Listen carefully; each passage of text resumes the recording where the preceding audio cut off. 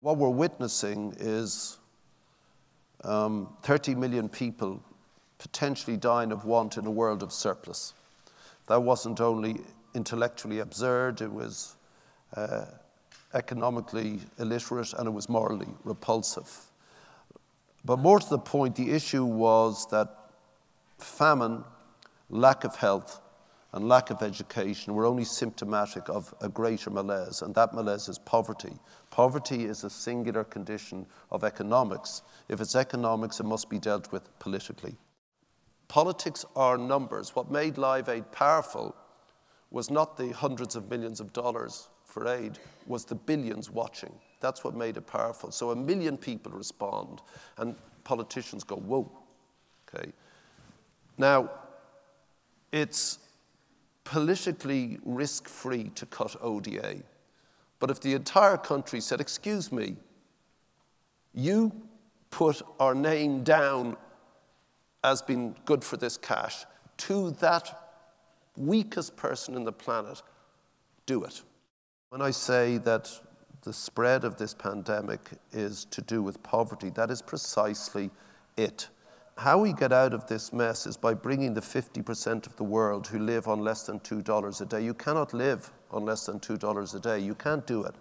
And so if you want a functioning global economy, and it doesn't function, and it is global, then you need to bring that 50% of the planet into the global economic commonweal. Because if they can produce and earn income, they buy our stuff, which keeps us in jobs. If we can buy their stuff, then you get a balance. That's possible. And Africa, of the 10 fastest growing economies in the planet today, right now, 7 are African.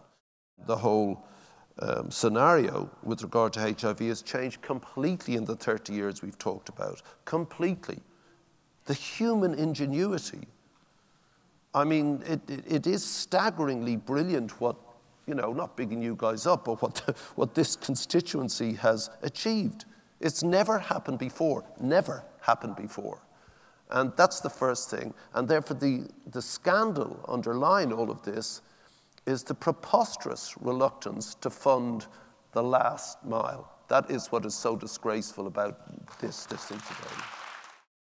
We're going to Africa because the last remaining 60% of arable land in our planet is in Africa. Whether Bishop or Abbott know it, Australia will be going to Africa along with the rest of the world. When I wrote Feed the World in 1984, that chorus line, I didn't actually expect that it would be Africa doing it, but do it will. All our conversations seem to be dated and old. Our economy seems not fit for purpose. It clearly isn't. It collapses, and you know, it's robbers in the banks who still don't go to jail. We know their names. You know, fraud committed on a global level, money sucked out of the economy to go to the 1% of America who own 92% of that country's economic goods. I mean, it's weird. And we also live in the most fractious and vociferous moment that has been in my life, and I'm pretty old. We'll possibly be able to deal with the economy through really seriously thinking about where we're at with it. We can maybe possibly eliminate the disparities, the inequalities that lead to things like HIV/AIDS, that lead to all sorts of things. We're not there yet. So it's all to play for.